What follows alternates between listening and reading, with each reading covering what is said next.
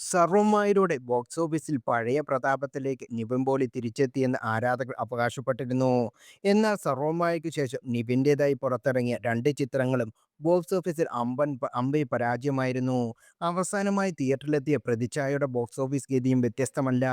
Release ചെയ്ത് ഒരാഴ്ചയായിട്ടും 5 കോടി പോലും നേടാനാകാതെ ഇതൊക്കെയാണ് പ്രതിച്ഛായ. 6 ദിവസം കൊണ്ട് വേൾഡ് വൈഡ് ബോക്സ് ഓഫീസിൽ നിന്നും വെറും 3.2 കോടി മാത്രമാണ് ചിത്രം നേടിയിരിക്കുന്നത്. പ്രതിച്ഛായയ്ക്ക് മുമ്പ് നിവിൻ്റേതായി പുറത്തിറങ്ങിയ ബേബി ഗേളിന് മോശം റിവ്യൂ നേടിയിട്ടും ഇതിനേക്കാൾ കളക്ഷൻ ഉണ്ടായിരുന്നു എന്നതും ട്രാക്കർമാർ ഉയർത്തിക്കാട്ടുന്നുണ്ട്. സർവ്വമയുടെ ആദ്യത്തെ 6 ദിവസത്തിൽ നേടിയ കളക്ഷന്റെ 10ലൊന്ന് പോലും പ്രതിച്ഛായയ്ക്ക് നേടാനായിട്ടില്ല എന്ന് ചൂണ്ടിക്കാട്ടുന്നു. 32 കോടിയായിരുന്നു ആദ്യത്തെ 6 ദിവസത്തിനുള്ളിൽ സർവ്വമായ നേടിയത്.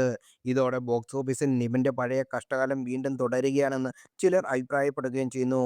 കോവിഡിന് ശേഷം നിവിൻ്റേതായി പുറത്തുവന്ന സിനിമകളൊന്നും ബഡ്ജറ്റ് പോലും തിരിച്ചുപിടിക്കാനാകാതെ പരാജയപ്പെടുകയായിരുന്നു. മഹാവീര്യർ, പടവെട്ട്, സാറ്റർഡേ നൈറ്റ്സ്, തുറമുഖം, Ramachandran boss and co, Malayali from India എന്നിങ്ങനെ പരാജയങ്ങളുടെ നീണ്ട നിര തന്നെ നിവിൻ്റേതുള്ളത്. വർഷങ്ങൾക്ക് ശേഷമാണ് അതിഥിവേഷവും സർവ്വമായയും മാത്രമാണ് ഇതിനിടെ വിജയിച്ചത്. എന്നാൽ സർവ്വമായയ്ക്ക് മുമ്പ് കമ്മിറ്റ് ചെയ്ത ചിത്രങ്ങളായിരുന്നു പ്രതിച്ഛായയും ബേബി ഗേളും. ഇനിയങ്ങോട്ട് താരത്തിന്റെ സ്ക്രിപ്റ്റ് സെലക്ഷൻ ശ്രദ്ധാപൂർവം ആയിരിക്കുമെന്ന് ആരാധകരും അഭിപ്രായമിടുന്നു. ഈ വർഷം നിവിൻ്റേതായി ഇനി പുറത്തിറങ്ങാനുള്ള ബെത്ലഹേം കുടുംബ യൂണിറ്റാണ്. പ്രേമലിനു ശേഷം ഗിരീഷ് ഷെഡി സംവിധാനം ചെയ്യുന്ന ചിത്രം ഓണത്തിന് തിയേറ്ററിലെത്തും. മമിത ബൈജു ആണ് ചിത്രത്തിലെ നായിക.